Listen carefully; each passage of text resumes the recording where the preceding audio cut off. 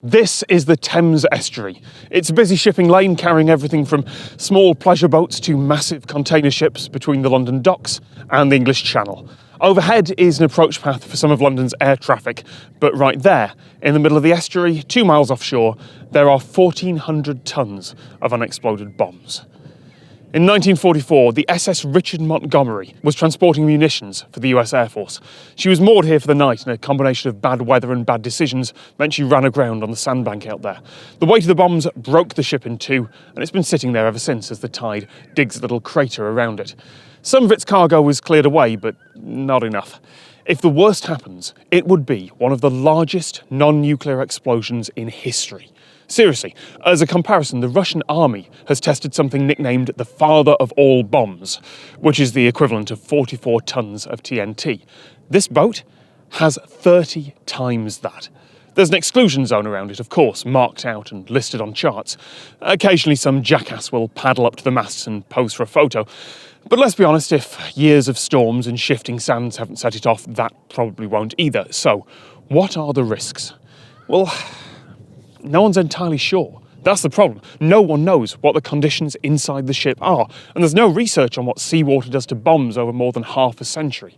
They should be fine. They're in clear, cold water, and while the TNT itself doesn't degrade, its fuses will have worn away, which would make it safe if it weren't for the 2,500 cluster bombs on the deck above, which could fall down on it, and which might have a slight tendency to degrade and explode, even though they're not armed, possibly, depending on who you believe. So, should something be done? The Coast Guard, along with the receiver of wreck, the wonderfully titled British civil servant in charge of this sort of thing, they publish regular reports on the ship, based on sonar and laser scans and occasional dives. The consensus view is that it's safe, but steadily degrading as tide and time take their toll. It's probably fine to do nothing. And trying to clear it, moving all that volatile material, well, that could be a much, much greater risk to life, let alone an enormous expense. And if it did go up, perhaps the water would contain most of the explosion, but no one's certain.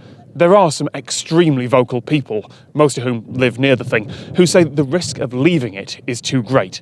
The worst case scenario is that suddenly there's one nudge by a wave in the wrong place at the wrong time, and the equivalent of a small nuclear bomb goes off, taking out the nearby towns and the nearby liquid gas storage, with first a blast wave and then an actual wave. This ship isn't interesting just because of what it contains, it's interesting because it's an unknown. There are risky things like this all over the world, but generally we can quantify them. We can say it's a 1 in a million chance, but this is a risk that it's impossible to put a number on, or say anything other than, yes, it's probably going to be fine. Doing nothing is probably the right thing to do, and that's what the government is going to do, but we don't know it's the right thing to do. Not for sure. The only way to know is to wait and see, and maybe buy some good insurance. Small, far away.